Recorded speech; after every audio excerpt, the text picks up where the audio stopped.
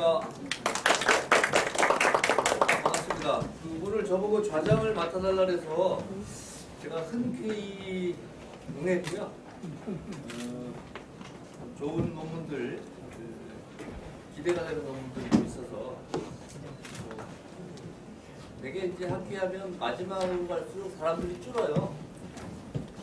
그때 우리가 하는 얘기가 늘 양보다 질이다 많이 하거든요. 마지막까지 남아 계신 분들의 수준 높은 발표, 또 진지한 코멘트 기대드립니다.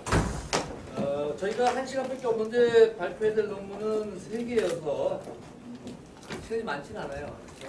발표하시는 분들은 좀 핵심 내용을 가지고 한 10분에서 15분, 코멘트 한 3, 4분 시간 있으면 플로우에서 질문을 받는 식으로 그렇게 진행을 하도록 하고요. 순서는 여기 나와 있는 대로 순서대로 되겠죠? 네. 임희봉 박사님께서 나오셔서 밀레니얼 세대.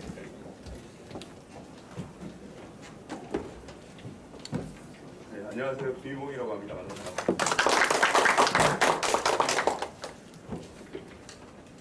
굉장히 이렇게 많이 분포가 딱 돼 있어가지고 예, 눈길을 다 드려야 되는데 예. 제가 오늘 여러분들한테 한 10분 정도 말씀드릴 내용은 여기 있는 것은 밀레니얼 세대가 인식하는 리더의 역할은 어떤 것인가 해서 이 소스보이스라는 방법을 가지고 이제 접근을 좀 해봤습니다. 예, 탐색적 연구의 특성이 굉장히 강하고 여기 이제 부제로는 이제 국내 대기업 구성원들이라고 했는데 이 정확하게 표현하면 현대자동차 그룹 구성원 아닙니다. 저희 현대자동차에 있지만 현대자동차 그룹은 아니고 여러 가지 또 문제가 생길 것 같아가지고 L사에 있는 분들을 대상으로 이제 했고, 물론 이제 그 검증은 현대자동차 그룹을 비롯해서 몇몇 또 대기업군에 있는 분들한테 다시 교차를 한번 물어봤습니다. 왜냐하면 특정 그룹의 생각만 있지 않을까 해가지고 그렇게 이제 보시면 될 것 같습니다. 뭐 간단하게 좀 말씀드리면 연구 배경은 여기 이제 여러분들도 많이 아시겠지만 특히 대기업 같은 경우에는 세대가 많이 공존하고 있습니다. 아직 베이비부모 분들도 계시고 대부분 다 탑리더 위쪽에 계시고 이제 X세대라고 표현되는 분들이 이제 실제로 지금 많이 하고 있고, 그리고 이제 그 아래 이제 지금 보호자 밀레니얼이 있고 이제 막 신입사원으로 들어오는 이제 Z세대라고 지금 표현을 하죠. 그렇게 있습니다. 그래서 다양한 세대가 공존하고 있는데 세대별로 분명히 이 리더에 대한 인식이 좀 다를 것이다라는 선행 연구도 있고 실제로도 제가 현업에서 보니까 좀 그런 차이도 있는 것 같습니다. 그런 측면에서 한번 좀 봐야겠다는 생각이 들고, 또 지금 현재 밀레니얼 세대들이 조직에 대해서 굉장히 많은 비중으로 지금 포진되어 있습니다. 네, 그런 분들이 지금 어떻게 지금 리더십에 대해서 인식을 하고 있고 리더의 역할은 어떻게 기대하고 있는지에 대해서, 그리고 또 하나는 도대체 그러면은 이 지금 밀레니얼 세대들이 리더에 대해서 어떻게 좀 고민하고 어떤 리더들을 좀 기대하느냐, 이런 측면에서 이제 한번 보겠습니다. 그래서 이제 이론적 배경이라고 하면 크게 이제 밀레니얼 세대들은 어떤 분들이고 어디에 포진되어 있고 또 주요 특성은 어떤 것인지, 그리고 이제 리더의 역할들은 어떤 것인지에 대한 얘기들을 좀 해봤는데, 밀레니얼 세대는 연구자별로 약간 차이 있지만 보편적으로는 1983년 정도를 기준으로 하는 것 같습니다. 그러니까 우리나라 나이로 따지면 35을 전후한 분들, 그러니까 35 이상 되는 분들을 보통 밀레니얼이라고 지금 이야기를 하고 있습니다.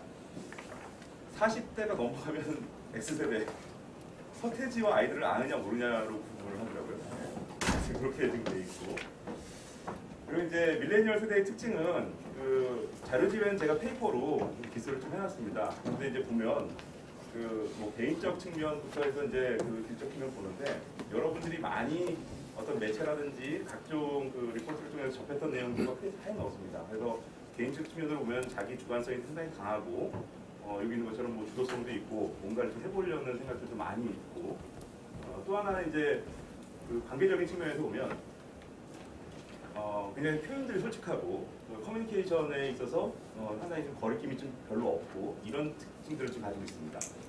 기술적인 측면에서 보면은 일단 뭐 당연히 이제 스마트 디바이스에 대한 아주 익숙함, 그리고 그런 쪽에 상당히 친숙함을 많이 느끼고 있다고 이제 보여지는 겁니다. 그게 이제 기존 세대랑 좀 차이가 있다라고 이제 보통 이야기를 하고 있고요. 그리고 이제 그럼 과연 리더의 역할들은 그동안 어떻게 이제 규정되어 왔느냐 보니까 뭐 구분을 해보니까 이제 리더 중심으로 연구했던 리더십 연구들이 있고 이제 좀 약간 팔로우 리더십 연구긴 한데 팔로우 관점에서 봤던 연구들이 좀 있습니다. 그래서 리더십 관점에서 봤을 때는 전통적으로 특성 이론부터 해서 뭐 행동 이론, 우리 아까 오전이 아니죠. 그 앞전 세션에서 이야기했던 내용들. 그래서 우리가 리더 중심에서 봤을 때는 전통적으로 좀 뭔가 의사결정을 하고 목표를 좀 제시하고 뭐 관리 감독 이런 쪽에 조금 더 많은 역할이 좀 부여됐던 것 같고 팔로우 중심으로 접근했을 때는 팔로워들을 조금 지원하고 동기부여를 좀 시키고 이런 쪽의 측면들이 이제 리더의 역할로 좀 많이 나오는 것 같습니다. 이 논문에서 조금 기존 논문과 좀 다른 점은 이제 포토보이스라는 연구 방법인데 질적 연구 방법 중에 하나고요.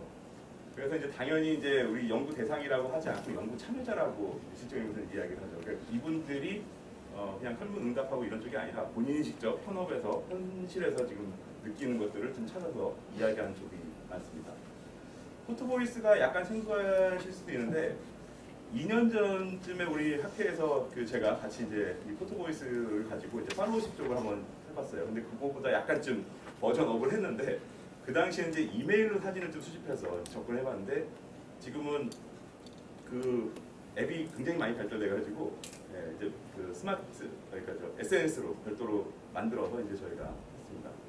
뭐 포토보이스에 대한 뭐 개념이라든지 이런 것들은 여러분들이 페이퍼를 보시면 알 것 같은데 일단 기본적으로 본인이 그러니까 구글링에서 찾는 사진이 아니라 현실에서 본인 사진을 찍고 그 사진에 대해서 본인이 의미를 부여하고 또 왜 이런 건지 사례가 어떤 건지 이런 것들을 좀 계속 본인이 연구 참여자들이 계속 디벨롭하면서 나온 과정이라고 볼 수 있을 것 같습니다. 이게 다 끝나고 나서 연구 결과를 가지고 같이 참여자들이랑 공유를 했는데 인터뷰랑 조금 차이를 느끼는 것들은 인터뷰라면 이 단편적인 내용이라든지 아니면 이게 우리가 적전선에서 이제 이야기를 좀 나누는 게 많은데 포토보이스에서 자기가 계속 거기에 질문에 답을 하고 자기가 기술하다 보니까 의도치 않게 속마음을 좀 보여줄 것 같다 이런 얘기들도 많이 이제 나왔습니다. 여기 연구 대상자들은 4명이었습니다. 4명이었고 밀레니얼 세대라고 포진되는 이분들이고 지금 현업에서는 지금 다 과장이 막 될까 말까 하는 요 정도의 분들이었습니다. 그게 지금 대기업군에서 연령대가 이제 그렇게 되고 있습니다. 연구 절차는요. 이 포토보이스가 이런 것들이다. 왜냐하면 이 연구 참여자들도 되게 생소한 방법이라서 그거에 대해서 모아서 같이 오리엔테이션하고 이런 방법이다라고 하고 알려주기도 하고 직접 몇 번 같이 해보기도 했습니다. 그리고 나서 이제 본인들이 사진을 이제 현업에서 사진을 좀 찾고 찍고 그거에 대해서 기술을 하고 제목조차도 본인들이 부여를 하는 겁니다.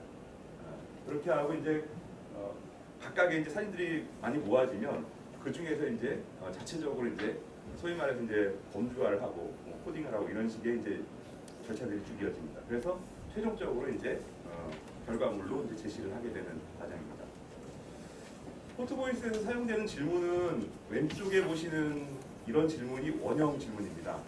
포토보이스는 실제로는 그 글을 쓸 수 없는 분들을 대상으로 연구를 할 때 썼던 방법입니다. 그러니까 뭐 이게 예를 들면 이제 말은 할 수 있는데 글로 표현하기 어려운 분들.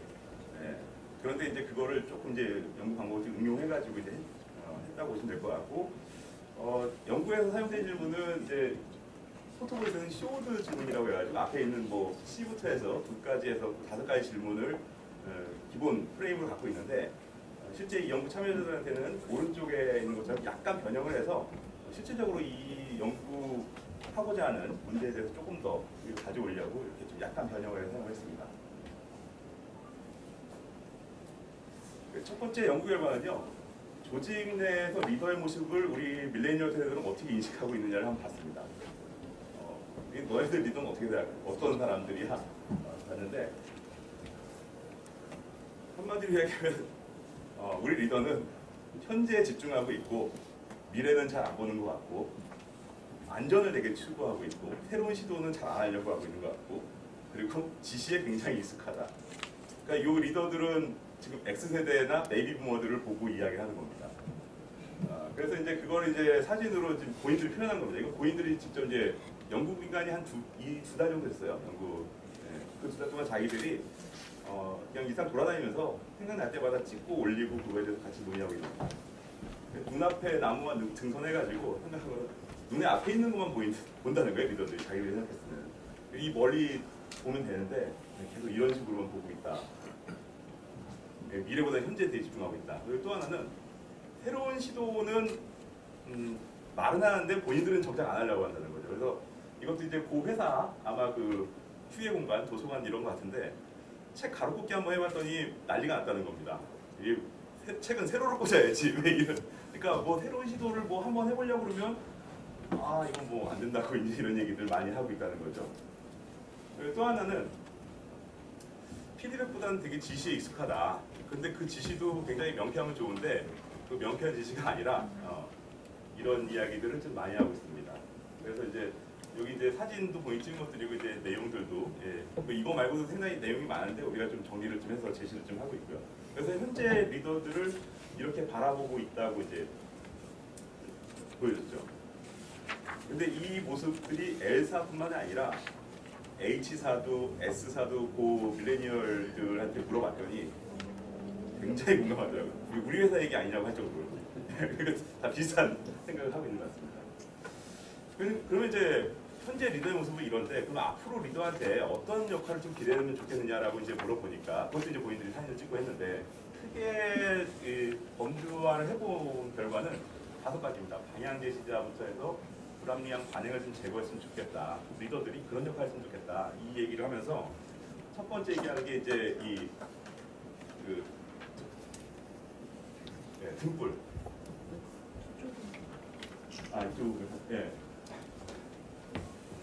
그래서 리더가 어떤 역할을 했으면 좋겠냐면 어둠 속에 등불 같은 역할을 했으면 좋겠다. 그러니까 하고 있는 일, 프로젝트 기타 등등 여러 가지가 있는데 그래도 어딘가를 좀 제시해 주면 좋겠는데 그거조차 좀 잘 안 하고 있는 것 같다. 그러면서 이왕 제시해 줄 거면 시계 그 초침처럼 반처럼 찍어서 좀 방향을 좀 지시했으면 좋겠다. 이런 요구들을 좀 많이 하고 있는 것 같습니다.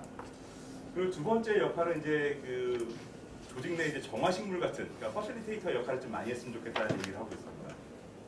다 항공관장들이 찍은 것들인데 이런 역할들을 리더들이 좀 해야 되는데 특히 이제 또 추가적으로 이제 뭐 공기 정화기 같은 역할을 좀 했으면 좋겠다 리더가. 그래서 여기 있는 것처럼 본인들이 이제 그런 분위기와 이 상황 이런 것들을 좀 잘 보고 그리고 적절하게 좀 대응을 했으면 좋겠다 이런 얘기를 좀 하고 있고요. 그 다음에 이제 이 가위를 보고 깜짝 놀라긴 했는데 이게 불합리한 관행을 좀 제거해주는 역할을 좀 했으면 좋겠다. 그러니까 리더가 딱 봐도 본인들이 그런 경험이 있어서 뭐 여러 가지 본인들도 관습이고 관행이고 아는데 그걸 그냥 그대로 끌고 간다는 거예요. 이런 것들은 쳐줬으면 좋겠는데 그런 역할을 좀 기대하고 있고 그리고 이제 쓰레기통 필요 없는 거 다 좀 버리는 역할 좀 했으면 리더가 그냥 계속 끌고 가지 말고 이런 얘기를 좀 하고 있고요. 그리고 이제 또 하나 이제 뭔가를 좀 제공해 주는데 피드백을 좀 제공해 줬으면 좋겠는데 여기 눈금자처럼 여기 사무공간에서 많이 보는 거죠. 여기 있는 것처럼 어제 얘기가 오늘 달라지고 오늘의 얘기가 내일 달라지고 심지어 자기가 처음 했던 얘기도 모르고 이런 얘기들을 많이 하더라고요. 동일한 리더를 보고 이 포토보이스라는 게 아니라 4명이 다 다른 리더를 보고 하는 겁니다. 그리고 이제 아까 신호등을 보고 다른 친구들은 거기서 또 추가적으로 이런 역할들을 좀 기대를 좀 하고 있습니다. 이런 리더들이 있으면 좋겠다. 그리고 이제 마지막으로 여기 이제 스폰서 역할을 좀 했으면 좋겠다는데 여기 이제 캔들 워머를 하나 가져왔더라고요. 그러니까 캔들 워머가 그 하나의 조직이라고 하면 그 안에 들어가는 캔들이 어떤 향인지 어떤 색인지에 따라 다 이제 다른데 그 들어가는 거를 자기 구성원 개개인이라고 생각하는 겁니다. 그래서 본인이 구성원들이 갖고 있는 장점이라는 역량이 다 다른데 거기에 제 역할을 좀 할 수 있도록 본인 장점이 좀 부각했으면 좋겠다 이런 얘기들을 좀 많이 하고 있고요. 그리고 이제 영양제 얘기를 하면서 영양제도 종합 비타민도 있지만 그 특화된 비타민들이 있잖아요. 거기에 특징 위에 구성원들이 다 그런 사람들일 텐데 그렇게 좀 접근했으면 좋겠다. 그래서 이 사람들이 본인이 역량을 발휘하는데 리더가 좀 지원을 해줬으면 좋겠다. 이런 이야기들을 많이 하고 있습니다. 그래서 결론적으로는 그 기존의 어떤 그 리더십에 대해서 좀 답답한 걸 좀 넘어가야 되지 않겠느냐. 왜 그러면 X세대나 그 베이비부머들이 이렇게 하고 있느냐가 기존에 배운 걸 그냥 그대로 지금 세대들이 특성이 약간 했는데 달라졌음에도 불구하고 본인이 배운 걸 그냥 그대로 답습하지 않느냐 이런 얘기들. 또 하나는 밀레니얼 세대가 인식하는 리더들이 역할이 분명히 조금 다른데 그런 것들을 우리 현업의 리더들이 조금 더 인식을 하고 접근해보면 어떠냐. 그리고 마지막으로는 지금 아직까지도 현재 기업 교육에서 하고 있는 리더십의 콘텐츠들이 이전 세대들이 지금 이야기하고 있는 콘텐츠들이 상당히 많이 다뤄지고 있는데 이제는 그런 콘텐츠에 대해서 개선이라든지 아예 새로운 방법으로 좀 접근해볼 필요성이 있지 않느냐. 콘텐츠도 그렇고 방법도 그렇고 이런 생각들을 좀 같이 해봤습니다. 마찬가지로 이 분이 앞에 쭉 발표하셨던 분들과 마찬가지로 프로시딩 다니기 때문에 이런 방법으로 한번 접근을 좀 해봤고 이 질적연구가 갖고 있는 한계가 굉장히 많죠. 이게 왜냐하면 제일 많이 이렇게 도전을 받는 게 신뢰도 타당도 연구에는 굉장히 많이 도전을 받고 있습니다. 근데 그게 또 질적연구의 또 다른 특징이기도 하고 그래서 그런 것들은 저희가 여기서 나오는 커멘트 또 어떤 뭐 좋은 방안이 있으면 제가 조금 더 반영을 해서 실용적으로 좀 도움이 좀 되고 학문적으로 좀 도움이 되는 그런 방향으로 좀 가보면 어떨까 생각이 들었습니다. 시간은 정확히 마친 것 같은데 이상으로 발표를 마치겠습니다. 감사합니다. 질적 연구 방법이 사실은 좀 어렵습니다. 그래서 미리 좀 그런 말씀해 주셨고, 그래서 우리나라에서 질적 연구 방법을 제일 활발하게 하고 계시는 국민대 김나정 교수님을 모셨습니다. 좋은 코멘트 부탁합니다.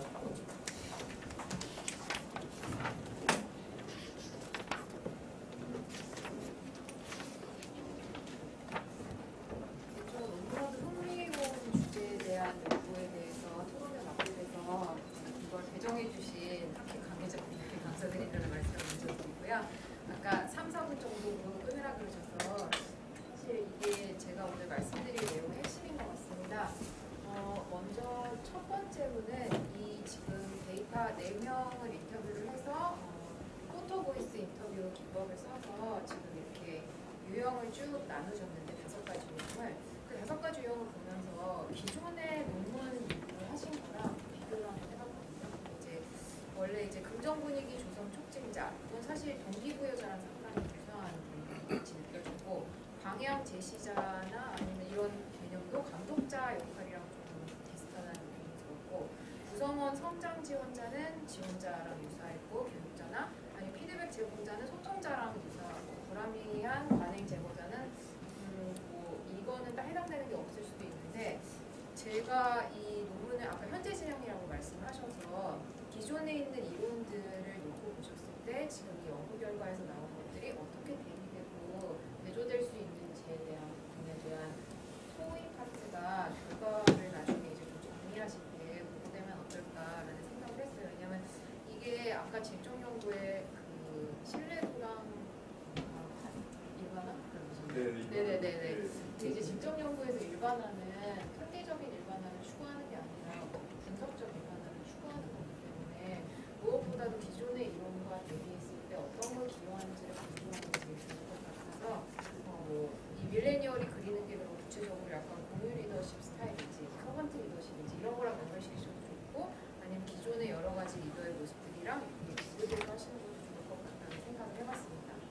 또 두 번째 같은 경우에는 사실 첫 번째랑 연결되어 있는데 지금은 이제 4명을 인터뷰를 하셨는데 저는 포토보이스는 잘 몰라서 포토보이스 이번에 토론 준비하면서 공부를 해봤더니 기존에 그 다른 뭐 외국 학술지에서 게재된 페이퍼들은 50명 대상으로 하는 경우도 있고 최소가 한 7, 8명 되는 것 같더라고요. 국내 저널에서는 6명 하는 걸 봤는데 근데 이제 이 N 수가 이게 뭐 꼭 몇 개를 해야 된다는 아니지만 이 포토보이스가 원래 시작된 이유가 커뮤니티에서 자기 보이스를 낼 수 없는 사람들의 목소리를 캡처하기 위해서 시작했다고 하더라고요.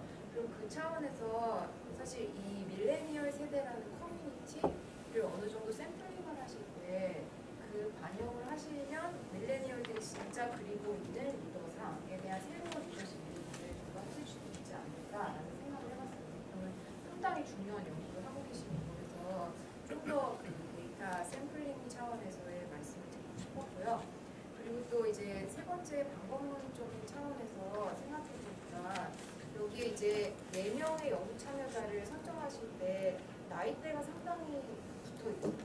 근데 사실 저는 어떤 기준에서는 저는 밀레니얼에 들어갈 때도 있거든요. 제가. 근데 이게 제가 밀레니얼의 저와 90년대 밀레니얼과는 제가 이렇게 현격한 차이를 느끼고 있거든요.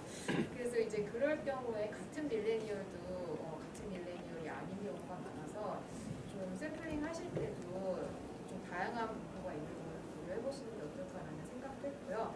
또 이거는 페이퍼에서도 느꼈고 지금 발표에서도 느꼈는데 원래 포토보이스 할 때는 트레이닝하는 게 되게 중요하다고 그러더라고요. 근데 이제 연구 참여하는 참여자들한테 이 해당 연구 주제가 어떤 연구 주제였는지 어떻게 설명을 하셨는지 이것도 사실 어떻게 프로빙을 하는 거라서 그런 거에 대한 것도 좀 논문에 담아주시면 좋겠다는 생각을 했고 그리고 분석을 아까 제가 기존의 이론이랑 대비시켜 주시면서 분석을 좀 하시면 좋을 것 같아요라는 말씀을 드렸는데 뿐만 아니라 뭐 다른 데서는 내러티브 유형을 도출하기도 하고 또 여러 가지 분석 기법들이 또 존재하더라고요.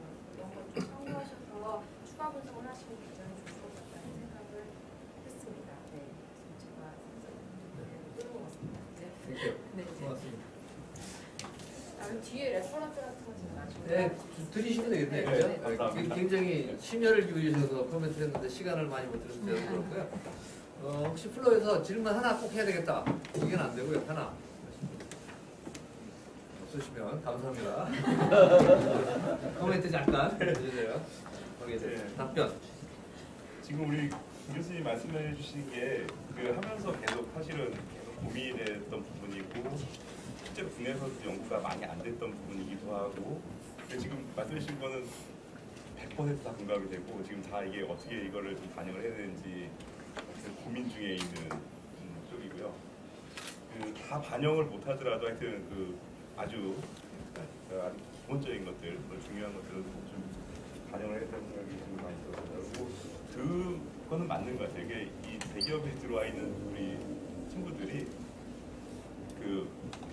그러니까 사회적으로 보는 친구들보다 나이가 조금 더 많이, 그러니까 생각이 그러니까 신입사원임에도 불구하고 신입사원처럼 안 느껴지고 뭐 한 2, 3년 정도는 더 조직생활하는 같은 느낌이 들고 또 이제 밀레니얼이라고 여기 이제 30대 중반에 했던 친구들이 오히려 더 이전 세대 사고를 많이 답습하고 있는 거는 분명한 것 같습니다. 그래서 그 대상자들도 좀 제가 다시 한번 좀 펼쳐서 좀 봐야 될 부분이 있는 것 같습니다.